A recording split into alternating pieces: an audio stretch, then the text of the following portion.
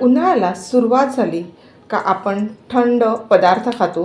नमस्कार मंडळी, मी अश्विनी महेश पाटील किचन ब्लॉगमध्ये तुमच्या सगळ्यांचं स्वागत आहे। आज मी तुम्हाला खास नाश्त्याची रेसिपी दाखवणार आहे।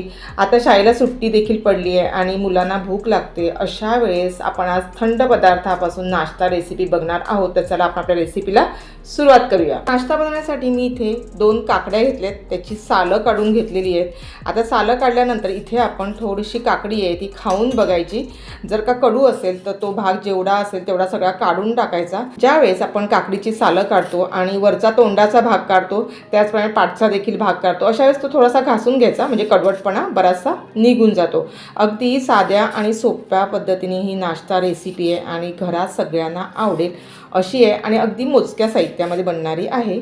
आता काकडी आहे मी सोलून घेतली, त्यानंतर स्वच्छ धुवून घेतले। आता आपल्याला खिचणीच्या साहाय्याने ही काकडी आहे ही सर्व खिचून घ्यायची आहे। आता इथे मी जेवढा नाश्ता बनवणार ना तेवढा मला आवश्यकता तेवढा मी बनवणार, त्यासाठी मी 2 काकड्या घेतल्यात। इथे तुम्हाला जर का जास्त नाश्ता बनवायचा असेल तर तुम्ही काकड्यांचा वापर इथे जास्त करू शकता। आता हे सर्व आपण खिचून घेऊया। काकडी आहे मी सर्व खिचून घेतली आहे। आता इथे ना मी एक मोठी मिरची घेतली, अगदी बारीक अशी आपण इथे कट करून घेतली आहे, ती घालूया। त्याचप्रमाणे मी इथे अर्ध टॅमॅटो घेतले, ते सुद्धा बारीक कट करून घेतले, ते घालूया। एक छोटासा कांदा घेतलाय, तो सुद्धा बारीक कट करून घेतलाय, तो घालूया। त्याचप्रमाणे आपण कोथिंबीर घेतली आहे बारीक कट करून, ती घालूया।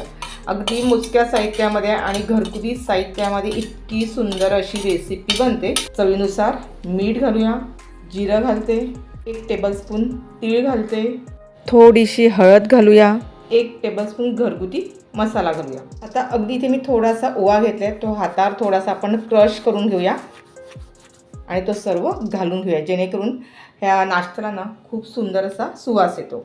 चवीला सुद्धा खूप छान टेस्टी असा नाश्ता बनतो। आता हे सर्व आपण मिक्स करून घेऊया।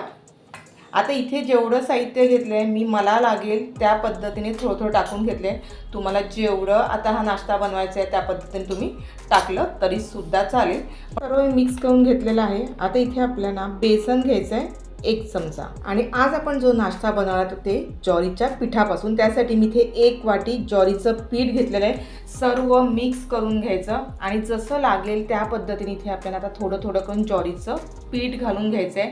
एकदमसुद्धा आपल्याला पीठ घालायचं नाही आहे, जेवढं लागेल तेवढंच आपण, कारण काकडीला बऱ्यापैकी पाणी सुटतं आणि जेवढं पाणी सुटेल त्या पाण्यामध्येच आपल्याला ज्वारीचं हे पीठ टाकून आपल्याला नाश्ता रेसिपी बनवायची आहे। आता मी थोडं घालून घेते। जेवढं हे काकडीला पाणी सुटतं त्याच्यावरच हे सर्व आपल्याला पीठ आहे हे मळून घ्यायचं आहे। एकदम आपल्याला हे पीठ आहे हे घट्टसर सुद्धा मळायचं नाही आहे किंवा एकदम लूज सुद्धा मळायचं नाही आहे। बघा, ज्या पद्धतीने मी तुम्हाला दाखवते त्याच पद्धतीने हे तुमचा सुद्धा नाश्ता रेसिपी खूप छान बनेल।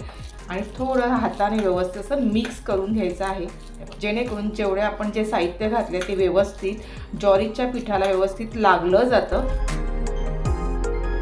आता इथे बघू शकता मी हाताने सर्व मिक्स करून घेतले आहे आणि जेवढं मी ज्वारीचं पीठ घेतलं होतं तेवढं सर्व हे टाकून घेतलेलं आहे आणि आपण मिक्स करून घेऊया, कारण हे मिक्स करत असताना सुद्धा ह्या काकडीला बऱ्यापैकी पाणी सुटतं। सर्व पीठ आहे बघू शकता मी मिक्स करून घेतलं आहे। एक 5 मिनिटासाठी हे पीठ आहे आपल्याला बाजूला झाकून ठेवायचं आहे। 5 मिनिटं झाली आहेत, आपण झाकण खोलूया। आता हे पीठ आहे आपल्याला पुन्हा असं मिक्स करून घ्यायचं आहे। खूप छान असं हे पीठ आहे हे 5 मिनिटासाठी आपण ठेवतो पण खूप छान फुललं जातं। आता हे पुन्हा आपल्याला मिक्स करून घ्यायचं आहे आणि इथे ना तुम्हाला अगदीच जर का पीठ हे घट्ट वाटलं तर इथे तुम्ही 1-2 चमचे फक्त पाण्याचा वापर करू शकता, नाहीतर हे काकडीमुळे ना पीठ आहे हे खूप छान मुरलं जातं आणि लूज देखील होतं। इतकंच आपल्याला हे पीठ पाहिजे, बघू शकता एवढं आपल्याला पीठ आहे हे लूज लागतं। आता हे सर्व मिश्रण आहे हे रेडी झालेलं आहे।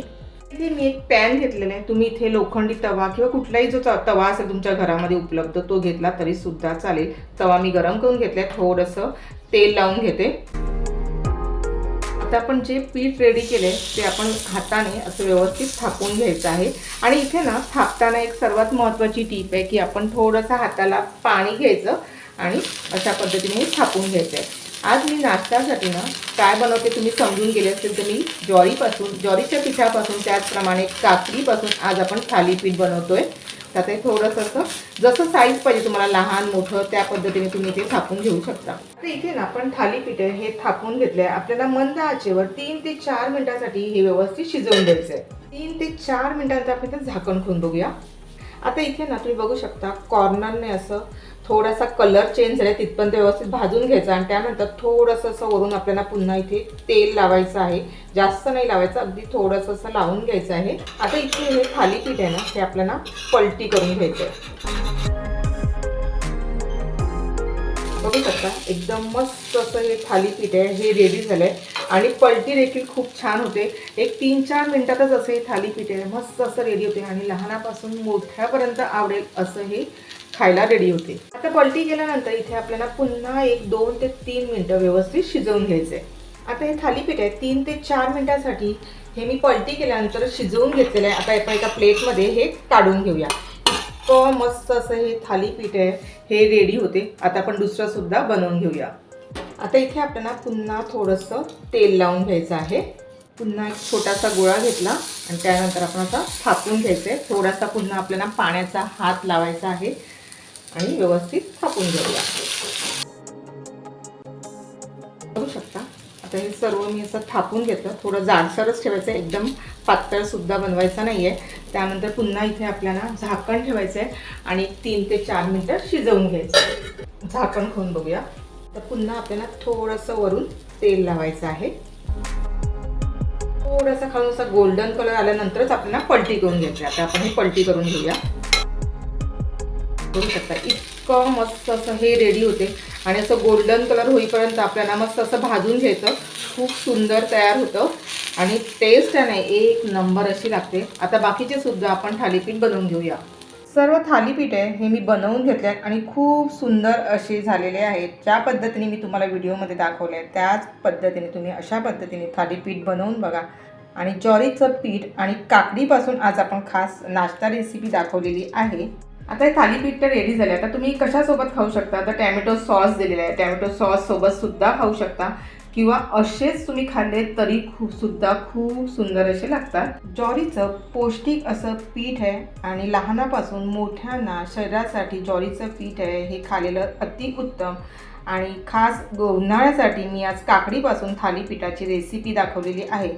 आणि जर तुम्हाला थालीपीठाची रेसिपी जर का आवडली असेल तर एक लाईक करा, हाईप करा. त्याचप्रमाणे जर कोणी चॅनल नवीन असेल आणि अजून सबस्क्राईब नसेल केलं तर ते करून घ्या. बाजूला बेल बटन ते देखील दाबायला विसरू नका, कारण जेव्हा माझा व्हिडिओ अपलोड होतो तो तुम्हाला सर्वप्रथम बघायला मिळेल. त्याचप्रमाणे भरपूर मित्र मैत्रिणी नातेवाईकांमध्ये शेअर करा. अशाच भेटू एक छानशा व्हिडिओला. तोपर्यंत बाय बाय. स्वस्त राहा, सुरक्षित राहा आणि खात राहा. धन्यवाद.